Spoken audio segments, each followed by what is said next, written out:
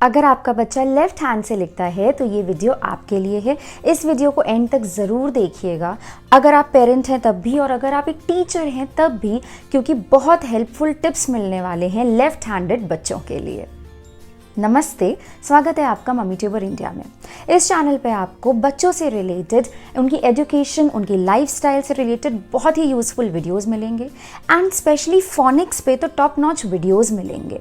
साथ ही में मैं ये भी बता दूं कि अगर आप अपने बच्चे के लिए या खुद अपने लिए फोनिक्स की क्लासेस या वर्कशॉप्स देख रहे हैं तो आप मुझे mummytuber@gmail पे कांटेक्ट कर सकते हैं।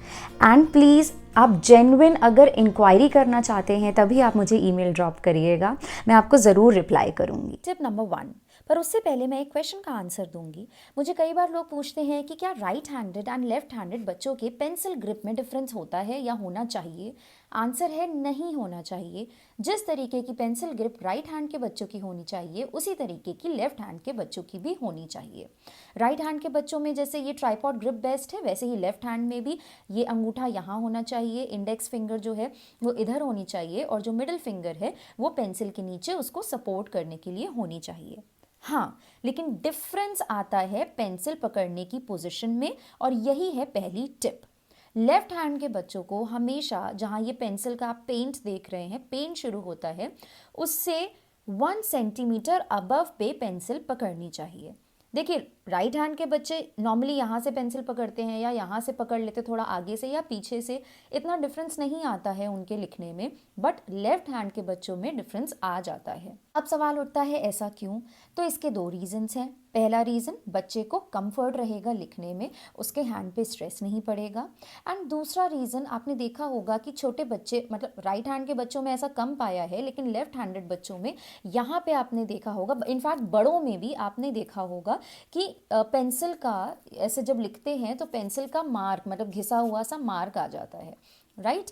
तो अगर बच्चा आगे से पेंसिल पकड़ेगा तो वो ऐसे लिखेगा और काफ़ी ज़्यादा एरिया अपने पाम का कॉपी पे रेस्ट करेगा। तो जितना ज़्यादा एरिया वो रेस्ट करेगा उतना ज़्यादा उसके हाथ गंदे होंगे। और अगर पीछे से पकड़ेगा तो सिर्फ उसको ये एरिया रेस्ट करना पड़ेगा लिखते टाइम, तो सिर्फ इतना हिस्सा गंदा होगा। टिप नंबर 2, और ये टिप नंबर 1 से रिलेटेड है।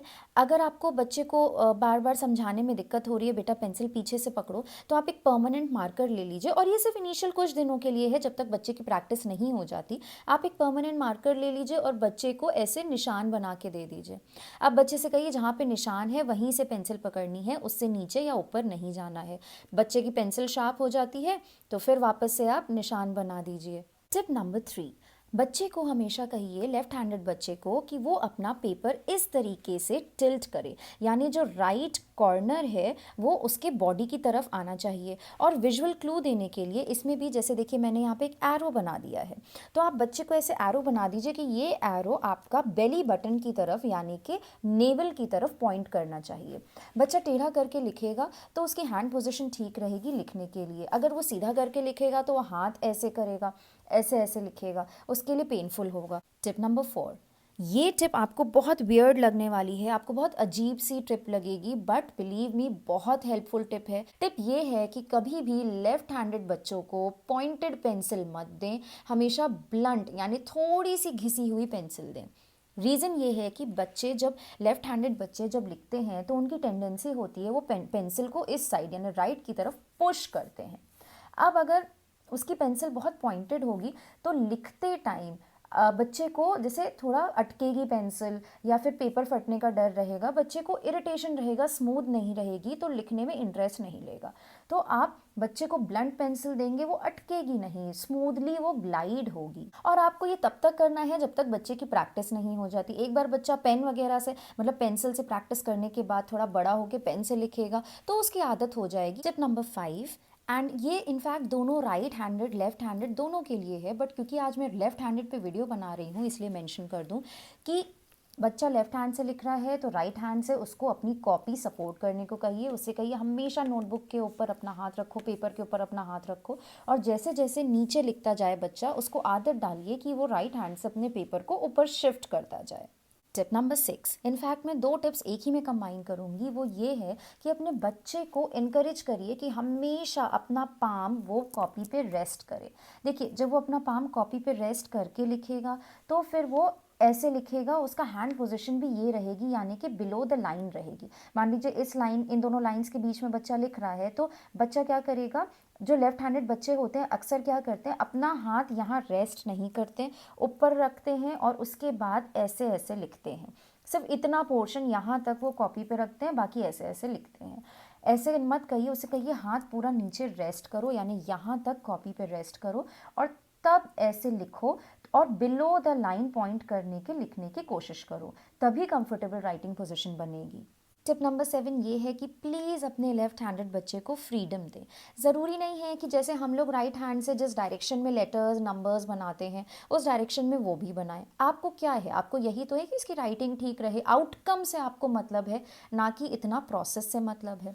अब जैसे राइट हैंड से जब भी हम लोग लिखते हैं, हम लोग ज़ीरो ऐसे बनाते हैं, यानी इस डायरेक्शन में बनाते हैं, और लेफ्ट हैंडेड बच्चे ज़ीरो ज़्यादातर कैसे बनाते हैं, ऐसे बनाते हैं, ठीक है, यानी उनका ये डायरेक्शन रहता है। ऐसे ही अगर राइट हैंडेड लिखते हैं तो 8 ऐसे ऐसे बनाते हैं, मतलब यहाँ से शुरू करते हैं और फिर ऐसे बनाते हैं। लेफ्ट हैंडेड अगर शुरू करेंगे तो मोस्ट प्रोबेबली ऐसे ऐसे ऐसे बनाएंगे। आप उसको जैसे बना रहा है प्लीज़ बनाने दें, आप उसको टोकिए नहीं नहीं ऐसे नहीं, नीचे से ऊपर ले जाओ, यही सही तरीका है, ये सब मत करिए, क्योंकि आपको आउटकम से मतलब होना चाहिए। टिप नंबर 8 ये है कि अपने बच्चे को आप एक इंक्लाइंड स्टडी टेबल ला के दें। मतलब जैसे जो स्टडी टेबल्स नॉर्मली होती हैं, मार्केट में मिलती हैं, वो ऐसे फ्लैट होती हैं, राइट, ऐसे फ्लैट होती हैं। एक आती हैं जो थोड़ी सी ऐसे टेढ़ी होती हैं, यानी कि इस तरह के ऊपर के डायरेक्शन में वो जाती हैं। तो ऐसी स्टडी टेबल्स लेफ्ट हैंडेड बच्चों के लिए बहुत अच्छी होती हैं, उनकी कंफर्टेबल राइटिंग पोजीशन बनाने के लिए। टिप नंबर 9, आप अपने बच्चे के लिए इस तरीके की स्पाइरल नोटबुक प्लीज़ अवॉइड करिए। अगर आप स्कूल के टीचर या प्रिंसिपल हैं, ये वीडियो देख रहे हैं, तो मैंने बहुत स्कूल्स में आजकल स्पाइरल, एक साइड से इस तरीके से स्पाइरल वाली क्राफ्ट बुक देखी हैं।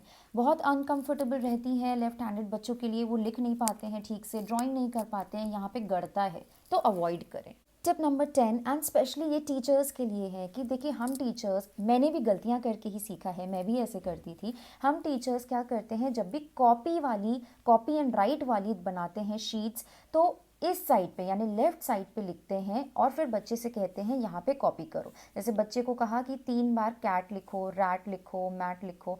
अब राइट हैंडेड बच्चा तो देखिए आसानी से कर लेगा, जैसे मैं कर रही हूँ, बट लेफ्ट हैंडेड बच्चा या तो वो अगर ऐसे, उसकी पेंसिल ग्रिप ठीक रहेगी, ऐसे लिखेगा, तो बार बार हाथ उठाएगा देखने के लिए कि क्या लिखा है, उसका टाइम वेस्ट होगा, राइटिंग स्पीड स्लो होगी। या तो फिर वो देखने के लिए ऐसे करेगा कि उसको दिखता रहे इस साइड का, ऐसे लिखेगा। तो ये अवॉइड करने के लिए आप इस तरीके की शीट बनाएं, यानी कि ऊपर दीजिए जो आपको बच्चे से कॉपी करवाना हो और नीचे स्पेस दें, तो राइट हैंडेड बच्चे के लिए भी ये प्रॉब्लम नहीं होगी और लेफ्ट हैंडेड बच्चे के लिए भी ये प्रॉब्लम नहीं होगी। सो टीचर्स प्लीज़ इस बात का ध्यान रखें नेक्स्ट टाइम शीट्स बनाते हुए। एंड फाइनली टिप नंबर 11, जो कि नॉर्मली होता है पर फिर भी मैं एक बार बता दूं, कि कभी भी राइट हैंडेड बच्चे को क्लासरूम में लेफ्ट हैंडेड बच्चे के बगल में मत बैठाइए, लेफ्ट हैंडेड बच्चे को लेफ्ट हैंडेड के बगल में ही बैठाइए या उसको अलग बैठाइए, क्योंकि फिर दोनों की कोहनियाँ टकराएंगी, लड़ाई झगड़े होंगे और राइटिंग नहीं हो पाएगी। आई होप आपके लेफ्ट हैंडेड बच्चे के लिए एंड एज अ पेरेंट आपके लिए भी ये टिप्स बहुत हेल्पफुल रहने वाली हैं। आपकी फेवरेट टिप जो भी है इनमें से आप मुझे कमेंट सेक्शन में बताइएगा।